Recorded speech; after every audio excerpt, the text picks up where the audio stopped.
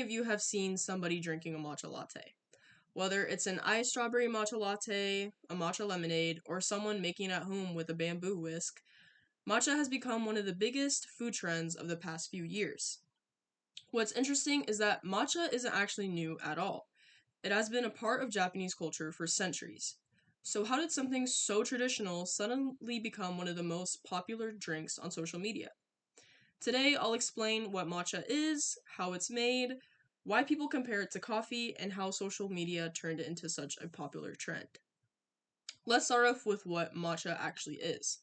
Many people think that matcha is just another type of green tea, but it's actually prepared very differently.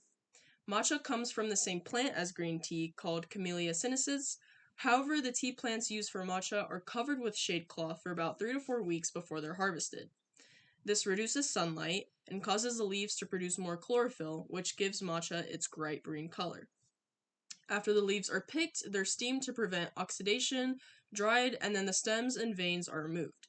Finally, the leaves are slowly ground into an extremely fine powder using traditional stone mills. Unlike regular green tea, where you steep the leaves in hot water and throw them away afterward, matcha is whisked directly into water or milk. This means you're actually consuming the entire leaf instead of just drinking water that has been infused with it. Not all matcha is the same either.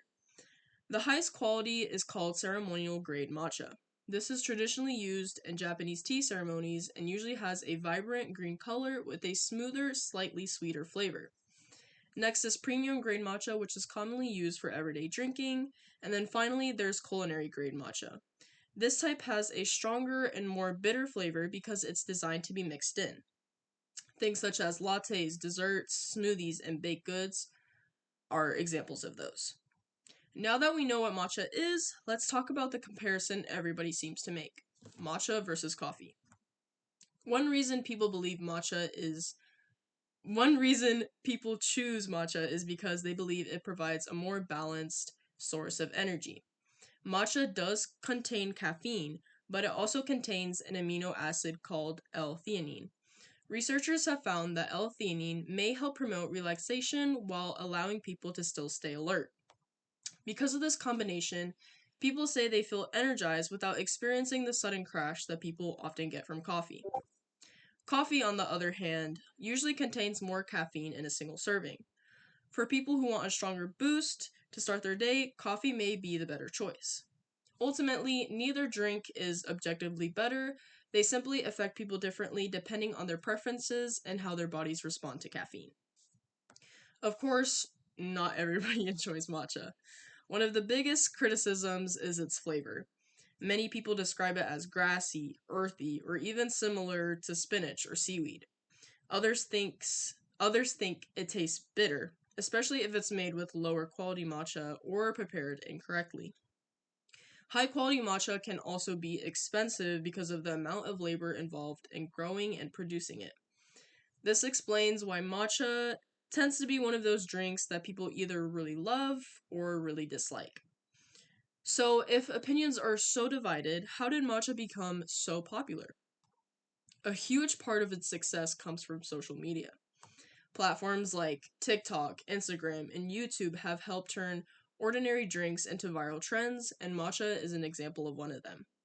Its bright green color stands out in photos and videos, and many people enjoy watching the calming process of whisking the powder until it becomes smooth and frothy. As more influencers began posting matcha recipes and cafe reviews, coffee shops responded by expanding their menus with flavored matcha drinks, including Biscoff, coconut, strawberry, brown sugar, mango, blueberry, the list goes on. Social media has also helped create internet jokes and trends around matcha. One example is the idea of the performative male. This meme describes men who adopt trendy habits like drinking matcha or shopping at certain cafes, because it creates an image of being healthy, sophisticated, or aesthetically pleasing online. While this trend was mostly humorous, it sparked even more conversations about matcha and introduced it to new audiences. This raises an interesting question. Will the matcha trend eventually disappear? History suggests that many food trends eventually lose popularity. Drinks like whipped dalgona coffee and colorful rainbow foods were once everywhere on social media before gradually fading. However, matcha is different because it wasn't created by social media. It has existed for hundreds of years and has long been an important part of Japanese culture. While the excitement online may eventually slow down, many experts believe matcha has become established enough that it will likely remain a regular menu item in cafes for years to come. In conclusion, matcha is more than just another viral drink. It's traditional Japanese tea that is carefully grown, harvested, and ground into fine powder. People often compare it to coffee because of its caffeine content and unique effects, while others avoid it because of its distinctive taste. And although social media played a major role in making matcha trendy, its history stretches back centuries. The next time you see someone walking around with a matcha, or maybe you're the one holding it, you'll know that you're looking at a drink with a long history that found new life in today's new digital world. Thank you.